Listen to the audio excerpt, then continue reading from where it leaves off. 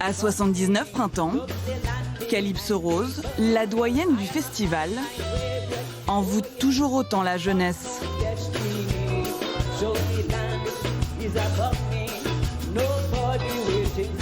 Willow Green, l'un des pionniers de l'écologie festive en France, fêtait sa 11e saison ce week-end.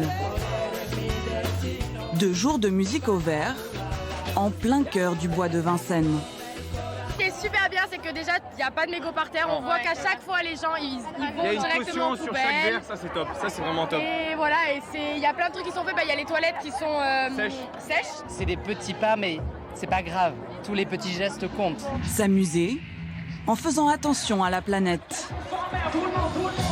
Pendant que la majorité des jeunes dansent, au stand des débats, l'ambiance est beaucoup plus sérieuse. Ici, on parle d'urgence écologique. Le message des militants ce jour-là, les petits gestes ne suffisent plus. Le mode de vie qu'on a actuellement et des festivals à 80 000 personnes, c'est pas un truc qui est durable sur le long terme. Donc forcément, il y a des choses dont on profite, qu'on apprécie, qu'on ne va plus pouvoir continuer. Comme par exemple prendre un avion pour aller à Barcelone pour un week-end. Bah en fait, si tu prends ton sac à dos et tu pars dans la colline ou la montagne à côté avec tes potes, ça va être un voyage probablement plus enrichissant parce que plus en dehors de ta zone de confort que de prendre l'avion et aller à l'autre bout de la planète. Dans les années 80, où on disait les enfants ils vivront moins bien que leurs parents, etc. Donc est-ce que ça vaut le coup d'avoir des enfants, etc.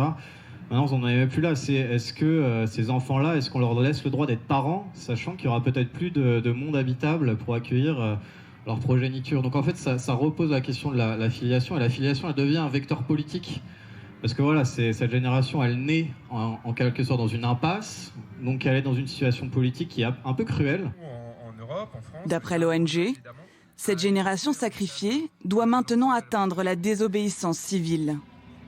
Aujourd'hui, je pense qu'il y a un vrai enjeu à être plus radical, aussi les ONG, plus confrontative, à tenir en garde à vue le pouvoir en permanence, les responsables politiques en permanence, à plus rien laisser passer, à pointer les discours, l'écart entre le discours et les actes, à pointer les responsabilités historiques, à cesser d'être dans la négociation, le dialogue, mais d'être vraiment dans le bras de fer et la confrontation. C'est intéressant et c'est bien qu'on puisse y accéder, en plus de la musique, de tout le reste quand même. C'est ça qui est cool en fait. Si on ne change pas radicalement de système, si on prône la croissance, si on prône l'industrialisation à outrance, et si on n'arrête pas de nous dire à la télé que ce qui est vraiment important c'est le taux de chômage et gagner des points de PIB sans arrêt, ça n'a juste absolument pas de sens et dans 40 ans on n'aura plus de planète.